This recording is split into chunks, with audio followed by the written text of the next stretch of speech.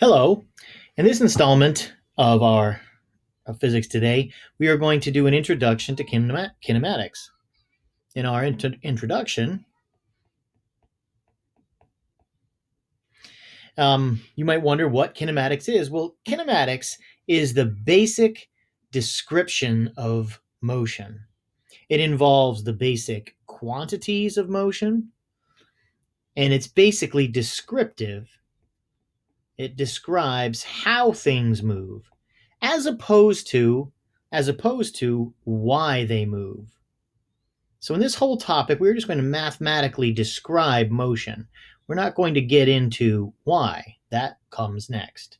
Well, I introduced this word quantities. Examples of quantities are anything that can be measured or calculated. Things, for example, like time can be measured, position can be measured, jerk can be calculated, velocity can be calculated, and acceleration can be calculated.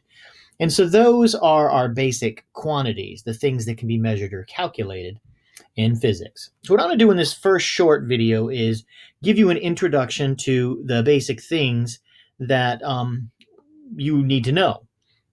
And so the basic things you need to know are outlined right here inside this yellow box. The first of those is that kinematics come with two different formulas. Those formulas could be either definitions or relationships. So if we look down below, you'll just see I've introduced them here. Definitions. These are definitions. For example, the definition of average speed is this formula, the definition.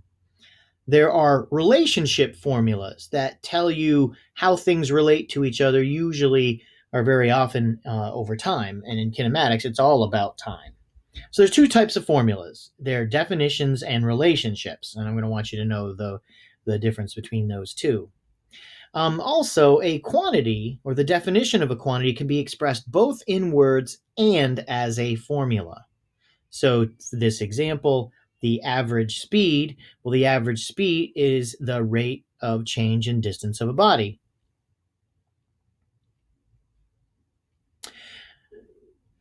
The basic quantities we have are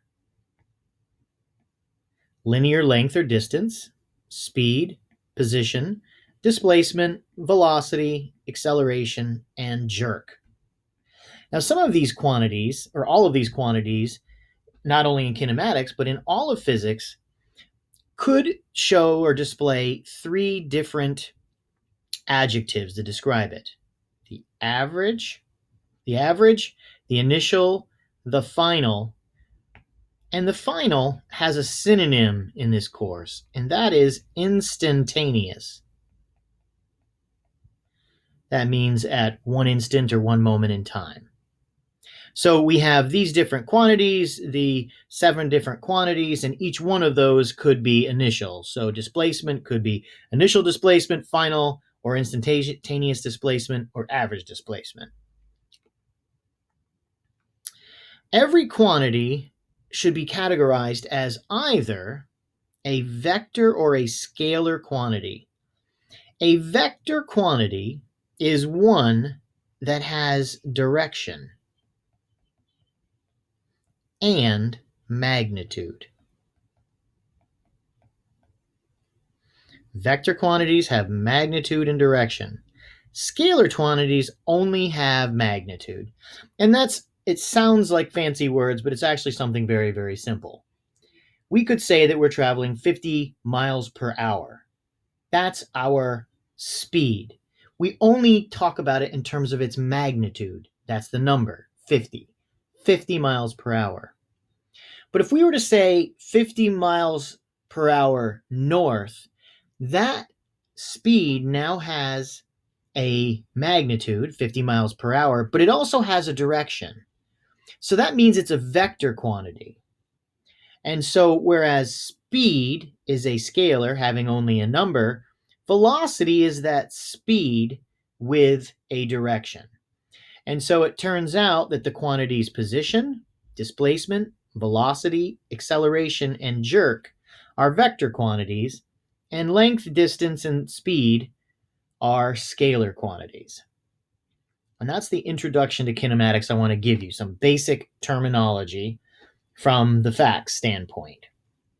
The second part of it that I want to display with you is the actual total list of all the formulas and relationships we have. Each one of these formulas, each one is going to have its own separate little mini lesson, physics in a flash, I might say, or physics in a minute, to go over the details of it. So we have the definitions, which we'll all do first.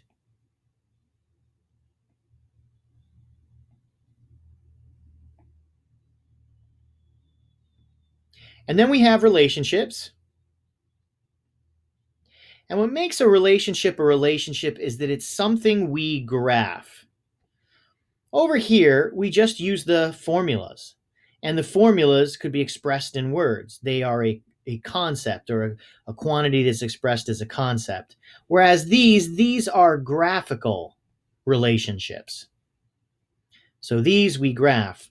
This formula right here, I will basically never use in class. You'll see it all over the internet and in all kinds of resources everywhere as if it has some import unto itself.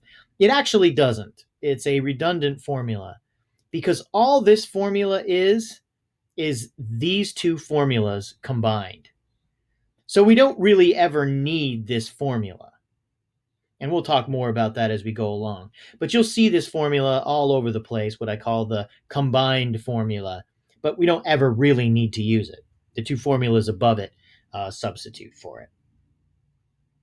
Now, the second thing that comes up very oftentimes in physics when people are looking around the internet and the web, they will come across formulas and they'll be like, wait a minute, I don't know that formula. I haven't seen that formula. What is that formula?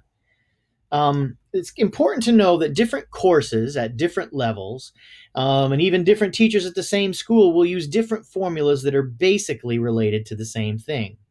So although these formulas here are the formulas listed on the AP formula sheet, I don't think they're good versions of the formulas. They are unnecessarily confusing simply because they do not look like their equivalent formulas in mathematics, nor do they look like the formulas that you would see in software that processes data for physics. So the version of this formula that we use is on the previous page. V equals AT plus V0. Now it looks similar to this formula here, but this is confusing. Turns out this formula is in the form of y equals mx plus b. Well, this same formula over here is in the form of y equals b plus mx. Again, we don't see it this way in math class. Our computer programs don't use it in that way. And so I use the form that you would see in college. You won't see this in college. I use the form here that you will see in college and is the most helpful and easy to understand in terms of graphic. And you probably may suspect the same thing about this second formula. You will see me use x equals 1 half at squared plus v0t plus x0. Now, of course, the two look similar to each other, but guess what? This formula is in the form of ax squared plus bx plus c, something you're familiar with in your math classes. But we can go to a math teacher and they'll say, we don't write y equals c plus bx plus ax squared. You won't see that, nor will your professors or your math courses. So again, we won't use that formula because it's too complicated and are too difficult and we don't see it. It's more confusing, suffice it to say. And this one, which I've already said I won't use in class because it's unnecessary, these two formulas here above, this one and this one, will give you the same answer you'll get here. It's just those two formulas combined. But when I write it, you'll see v squared equals v0 squared plus 2a delta x. And those are the similar, variables that we see up above. But again, I don't even use this version of a formula whatsoever. It's not a typical graphing formula. That being said, there are even other versions of these formulas that you might see. You might see V equals AT plus U. And for this formula, the second formula, you might see D equals 1/2 AT squared plus UT plus D0. Or you might see D equals 1/2 AT squared plus V0T. And you might not even see V0. In some conventions, they use VI instead of V0, or they use the letter U. I keep it very simple with the formulas we use to use those that are the closest to the software you'll use, and especially what you've seen your math teachers use. And so that's the introduction to kinematics that I want to give you in terms of the formulas and the definitions. In our next lesson, we will look at the average velocity or the average speed formula in depth. Thank you.